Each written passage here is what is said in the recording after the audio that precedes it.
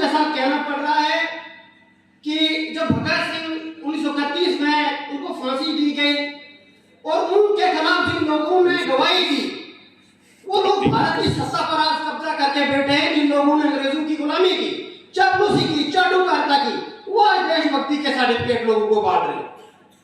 उसके बाद सुभाष चंद्र बोस जो 1945 में शहीद हो गए, वो भी उन जितनी भी आजाद हिंद फौज उन्होंने बनाई और लोगों की लड़ाई वो लड़ रहे थे, लोगों को सही रास्ते पर ला रहे थे।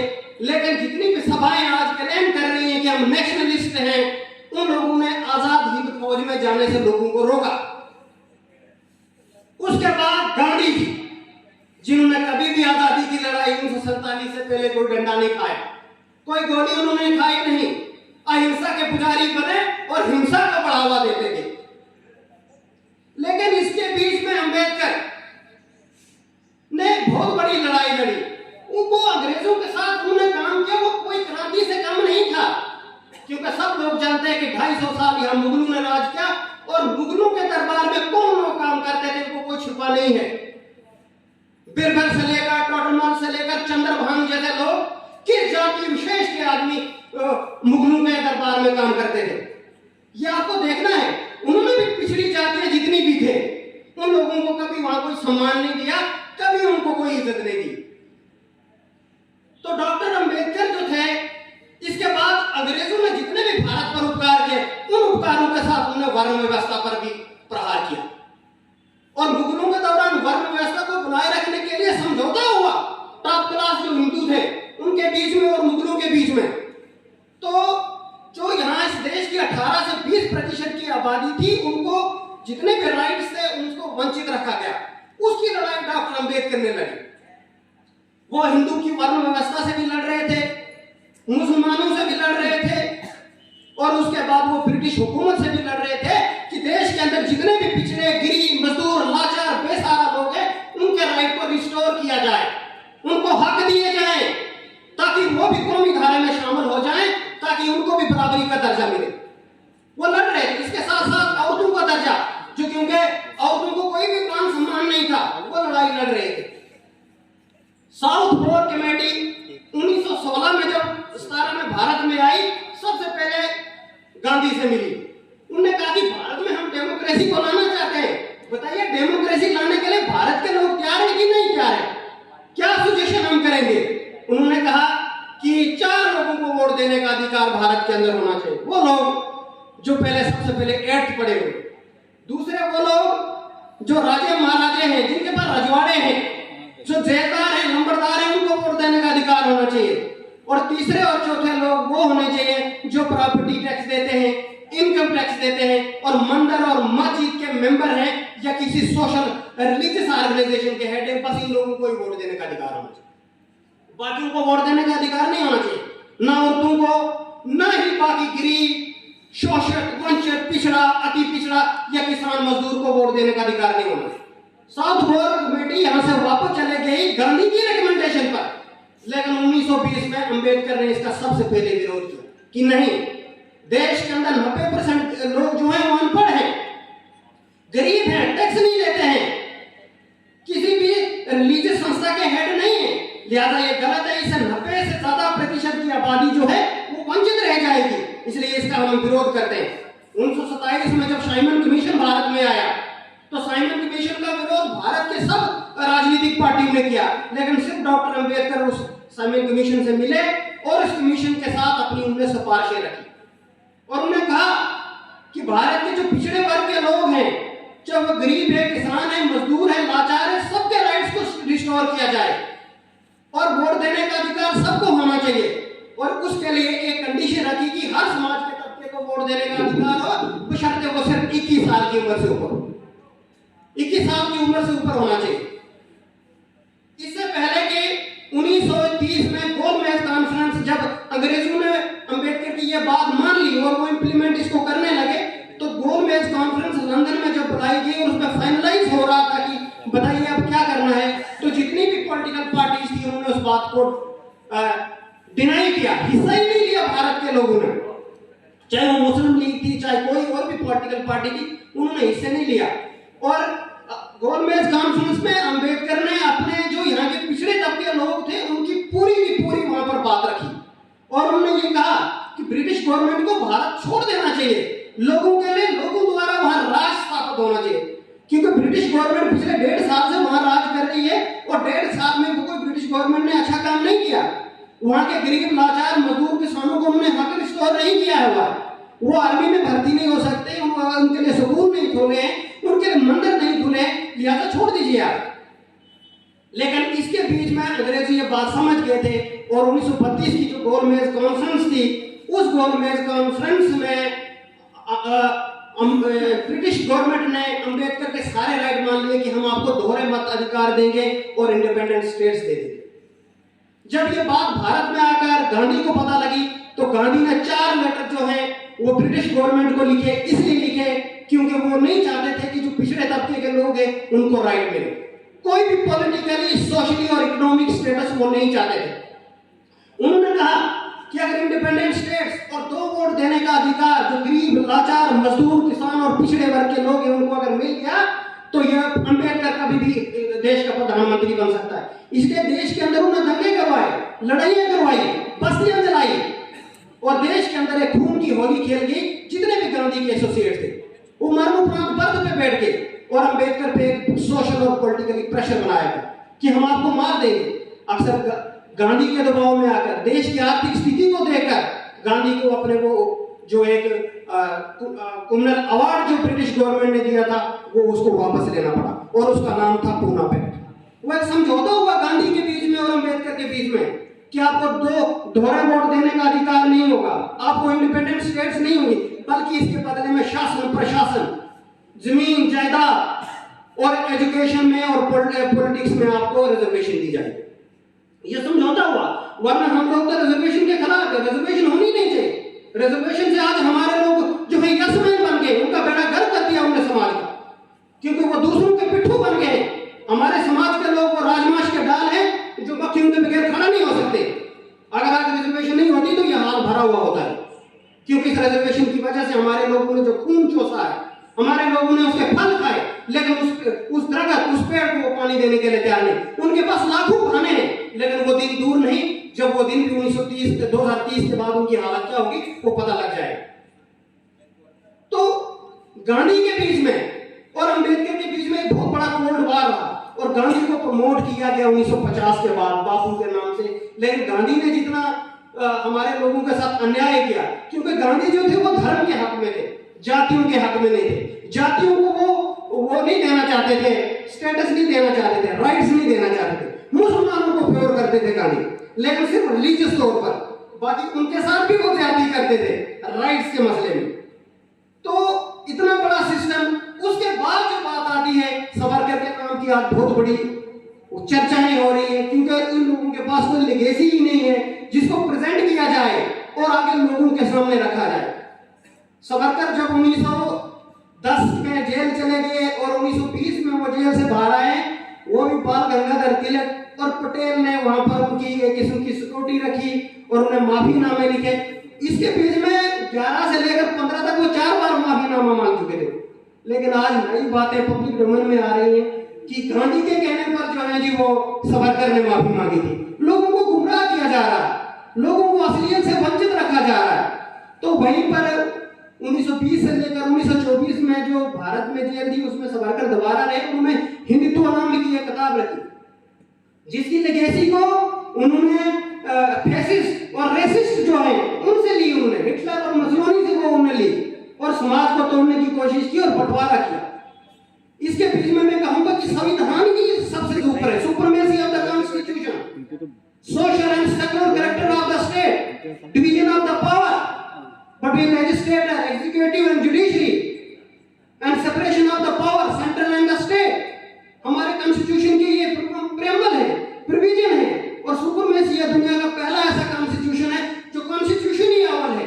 पार्लियामेंट बड़ा नहीं है, एमएलए बड़ा नहीं है, मेंबर ऑफ पार्लियामेंट बड़ा नहीं है, सिर्फ कॉन्स्टिट्यूशन ही ऊपर।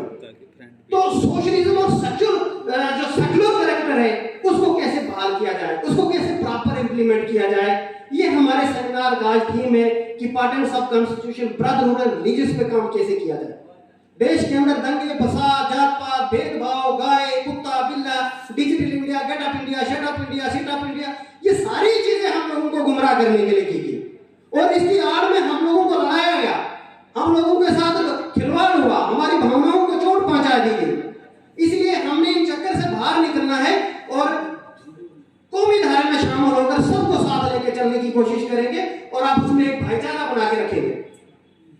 इसीलिए जितना भी ये सिस्टम है, इस सिस्टम को हैक किया गया है और इस सिस्टम से आपको बचना है, इस हवा से आपको निकलना है, क्योंकि इस हवा के पास सिर्फ मंत्र है, यंत्र नहीं है और मंत्र से आपको गुलाम बनाया जा सकता है, आपकी तरक्की नहीं हो सकती है। मेरा भी एक साथी यहाँ पर कुछ अजीब सी बातें कर रहे हैं, मुझे बड़ा दुख होता है कि हमारे समाज के लोग, हमारे जो सिस्टम के हैं, वो अभी भी नहीं समझते बात को, वो अपने आप को बदलने के लिए तैयार ही नहीं है। अरे भाई हमारा भी मार्गदर्शन कीजिए, अगर जहां नहीं लगता पता, लीडरशिप के लिए कोई छोटा बड़ा नहीं होता है, ये विजडम और नॉलेज की बात है, पूछने में किसी से कोई इतराज नहीं है। आप पूछ लीजिए, अपने आप को मत समझिए कि मुझे ही ज्यादा पता है तो मुझे, मैं क्या दूसरों की से पूछूं या मेरी उम्र ज्यादा है, मुझे सब चीज, हमारे लोगों को कुछ भी पता नहीं है। 99% लोग जो है वो अंधेरे में जी रहे हैं, उनको सही सभ्यता, सही कल्चर, सही ट्रेडिशन का पता ही नहीं है। ये आपने देखना। तो देश के अंदर जितने भी पंगे हैं, फसाद है, उसकी जड़ कहीं ना कहीं है, कोई ऐसे नेता है या ऐसा कोई मीडिया तंत्र है जो आपको डाइवर्ट कर रहा है, आपके माइंड को, जो एक ही चीज का प्रचार प्रसार में लगा है और आपको लगता है बस यही दुनिया है, इसी दुनिया के अंदर आप सिस्टम में घूमो। इसलिए ह्यूमन राइट्स को कॉन्स्टिट्यूशन के दायरे में लाना होगा, क्योंकि आर्टिकल 18 ने राजा महाराजों को खत्म कर दिया है। फिर प्रोसीजर रूल ऑफ लॉ होना चाहिए, क्योंकि जितनी भी पॉलिसीज है प्रोग्राम में पब्लिक डोमेन में होनी चाहिए। Human rights, democracy, rule of law से दुनिया सुधरेगी, ना कि हिंदू राष्ट्र बनाने से सुधरेगी। क्योंकि भारत का बदनामी पूरे दुनिया में हो रही है, क्योंकि भारत को तो बुद्ध राष्ट्र से पहचाना जाता है और हम किसी और चक्कर में लगे हैं कि हमने अपने सेकुलर और सोशलिस्ट कैरेक्टर को खोने की पूरी तैयारी कर ली है। तो constitution provides equal opportunity and equal status to everyone without any discrimination. कोई भेदभाव के अलावा कॉन्स्टिट्यूशन जो है किसी के साथ भी नहीं करता, क्योंकि डॉक्टर अंबेडकर एक बहुत बड़े विद्वान थे, कानून के बहुत बड़े सलाहकार थे, इसलिए उन्होंने भारत का संविधान लिखा जिसमें सब नागरिकों के लिए बराबर की उन्होंने बात की और जिस पर विश्वास भी करे नागरिक, ऐसा संविधान उन्होंने लिखा। 1950 में पार्लियामेंट के भाषण में उन्होंने कहा था कि भाई संविधान अगर जितना भी अच्छा है, अगर वो बुरे लोगों में है तो अंततः वो बुरा ही साबित होगा। उसकी एग्जांपल आज के दौर में आप देख सकते हो कि जितने भी फैसले, जितनी भी बातें की जा रही है वो संविधान विरोधी है, जितने भी राइट्स हैं सारी के सारे संविधान विरोधी हो रहे। और संविधान अगर जितना भी बुरा क्यों न होगा, अगर वो अच्छे लोगों में है तो वो आपका अच्छा ही साबित होगा। तो 1950 में हमारी लाइफ, 50 के बाद हमारी लाइफ एक कॉन्ट्राडिक्टरी हो गई है। We are equal in policies by virtue of one man, one vote and one values, but there will be inequality in social and economic life. Let us unite under one umbrella to eliminate the common forces and change the social and political structure of the country. आओ मिलकर चलते हैं। मैं किसी भी जाति, वर्ग, धर्म, व्यक्ति विशेष के खिलाफ नहीं हूं, हम उस सिस्टम के खिलाफ हैं जो सिस्टम हमारे विचारों के खिलाफ काम करता है, हमको आपस में लड़ाता है, हमको तोड़ता है, हमको बांटने की कोशिश करता है। अक्सर मुझे लोग कहते हैं कि नहीं यार आप ये बात करें, मैंने कहा नहीं, ये विचारों की लड़ाई है, हम किसी को भी पर्सनल इसमें इंटरेस्ट नहीं कर सकते। इसलिए आओ मिलकर, मेरा यही संदेश था, यही बात करने का है कि मिलकर चलते हैं और समाज के अंदर जितने भी नासूर हैं, जितने भी कम्युनल वायलेंस लोग हैं, उनके साथ मुकाबला करने के लिए एकजुट हो जाए। ये मत देखो कि वो फलाने धर्म का है, फलानी जाति का है, नहीं। अगर हम इक्वलिटी है, हमको संविधान में बराबरी दी है, हम एक दर्जे के इंसान हैं, तो क्यों ना हम एक दूसरे के साथ जो गेम बना उसको खत्म करने की कोशिश करें। इसीलिए आर्टिकल 370 हटने के बाद भी आपके हाथ कुछ नहीं लगा, जो वादे किए थे वो सारे के सारे खो गए। 166 कानून यहां बदले गए, लेकिन रिजर्वेशन एक्ट 2004 अभी भी स्टैंड स्टिल कर रहा है। क्यों? क्योंकि 2004 का जो है रिजर्वेशन का है रूल नंबर 2005, उसमें उन्होंने अपने आकाओं को बेनिफिट देना है, उनको जो पिछड़े तबके के लोग हैं उनकी उन्हें पड़ी है। इसलिए आपका हर काम रुका हुआ है, इसके जिम्मेदार हमारे खुद के लोग, क्योंकि जो लोग अपने लिए अपना मसीहा नहीं बन सकता, वो दूसरों के लिए क्या काम करेगा। इसलिए जेक्रेसा and leadership will stand by the people of SC, ST, OBC, poor, downtrodden, minority, and marginalized section of the society. By their effort and cooperation, we are committed to work for the betterment and welfare of the society. And its working committee will chart out for the future strategy as per roadmaps and your aspirations. हम committed हैं इस बात के लिए कि हम आखिरी समय तक ये काम करते रहें। और मैं इस बात का आपको विश्वास देता हूं कि समाज की बेहूदी के लिए, समाज के संघर्ष के लिए मेरा संगठन और मैं हमेशा ही काम करता रहूं। चाहे वह किसी भी स्तर पर हो, हम ये काम करेंगे, चाहे वह सामाजिक हो, गैर सामाजिक हो, भाईचारे में हो, कोई भी काम हो समाज के अंदर, हम उसके लिए निकलेंगे। और अगर आपने इसका सही ढंग से अनुसरण किया, उसका पालन किया, वो दिन दूर नहीं जिस दिन हम अपने लक्ष्य को प्राप्त कर सकते हैं, क्योंकि आपको काम करना है। मेरा ये कमिटेड है कि मैं 4 घंटे दिन में समाज के लिए काम करता हूं। जैसे व्हाट्सएप पर किसी से काम, फोन पर बात कर ली, फिजिकली करें, आप सिर्फ 1 घंटा करो, देखो समाज में कैसे बदलाव आता है। समाज में बदलाव आता है, आपने अपने आप को खुद बदलना है। इसीलिए कह रहे हैं कि हमको कोई किस्मत का भरोसा नहीं करना, हमको खुद काम करना है, क्योंकि कर्म ही सबसे बड़ी चीज है। कर्मों की विचारों पे हमको चलना है। तो ये मैं कह रहा हूं कि अगर संविधान बचता है तो इसका फायदा हमको जरूर मिलेगा। अगर संविधान खत्म हो जाता है, हमारे कॉन्स्टिट्यूशनल राइट खत्म हो जाते हैं, समाज के अंदर भाईचारा खत्म हो जाता है, तो समझो हमारे लिए वो दिन सबसे दुर्भाग्य होगा और हमारे लिए सिस्टम जो है वो खराब होने वाला है। इसीलिए इस सिस्टम को बदलने के लिए, फंडामेंटल राइट्स और पब्लिक की सिक्योरिटी के लिए हमको वहां सुप्रीम कोर्ट जाना पड़ता है। इसीलिए आर्टिकल 131 के तहत सुप्रीम कोर्ट के कॉन्स्टिट्यूशनल बेंचेस जो पढ़ेंगे, तब जाकर हमको राइट्स मिलेंगे और अपनी अन्याय मिलेगा। क्योंकि डेमोक्रेटिक कंट्री में या जो मुल्क हैं, उनके अंदर 6 लाख पर एक मेंबर ऑफ पार्लियामेंट है, 30 से 25 हजार पर एक एमएलए, और भारत में 23 लाख पर एक मेंबर ऑफ पार्लियामेंट है और 1 लाख से 1.5 लाख की आबादी पर एक एमएलए बनता है। यहाँ पर 10 लाख की आबादी पर 5 जज है, वहां 10 लाख की आबादी पर 150 जज है, तो राइट मिलेगा कहां से? इसलिए संविधान को ह्यूमन राइट्स वायलेशन के लिए अकाउंटेबल बनाना होगा हम लोगों को, क्योंकि संविधान को ही अगर हम लोग काम करेंगे तभी हम बचेंगे। क्योंकि आज की सभाएं आर्टिकल 18, आर्टिकल 19 के तहत ही हम लोग यहाँ बैठे हुए और हमें बोलने का अधिकार है। हम किसी के साथ भी बात कर सकते हैं और राइट अपने बता सकते हैं। तो आपको ये बात लेके चलनी कि हमारे लिए कौन जरूरी है। क्या कोई रिलीजियस ग्रुप या कोई धर्म से हमारा देश चल रहा है? नहीं चल रहा है। धर्म से ये दुनिया सुधरने वाली नहीं है, ये दुनिया सुधरेगी रूल ऑफ लॉ से। रूल ऑफ लॉ न्याय, समानता, स्वतंत्रता, न्याय और भाईचारे से जुड़े। इसलिए आपको इन चीजों की बातों पे करना है। इसलिए मेरा यही मैसेज है आपके पास कि भाईचारा और अमन बनाए रखें। रिलीजियस टॉलरेंस पे हम लोगों को काम करना होगा। किसी के साथ कोई भी भेदभाव ना हो, ऊंच नीच ना हो, इस बात का हम लोगों को सबसे ज्यादा ख्याल रखना है। और हर काम के लिए हम लोगों को आगे आना है और उन हालातों के साथ टकराना है जिन हालातों ने हमको ये समझ लिया है कि ये लोग काम नहीं कर सकते। उन्होंने ऐसा ही सिस्टम ही ऐसा बनाया है कि जिस वजह से आप इस पे काम कर सकें। तो जितनी भी देश के अंदर गुंडागर्दी है, वायलेशन है, जात के नाम पर, धर्म के नाम पर, अभी आप त्रिपुरा में देख लीजिए या आसाम के अंदर एक आदमी की डेथ हुई, मरने के बाद उसकी लाश पर नाचा गया। ये इनह्यूमैनिटी इन नेचर है, सब लोगों को खत्म करने वाली बात है। इसलिए आपने खुद से शुरुआत करनी है, किसी पे भरोसा नहीं करना है, क्योंकि आप दूसरों से जितनी उम्मीद रखोगे खुद से उतना किया करो। इसलिए कर्मों की शाखाओं से फूल नहीं गिरते हैं, ख्वाहिशों से फूल नहीं गिरते हैं, कर्मों की शाखाओं को हिलाना होगा। कुछ नहीं होगा अंधेरों को कोसने से, अपने हिस्से का दिया खुद ही जलाना होगा, खुद ही जलाना होगा। मैं अपने शब्दों को यही विराम दूंगा। इनकलाब जिंदाबाद, मनुवाद, ब्राह्मणवाद, पूंजीवाद मुर्दाबाद, साम्राज्यवाद मुर्दाबाद।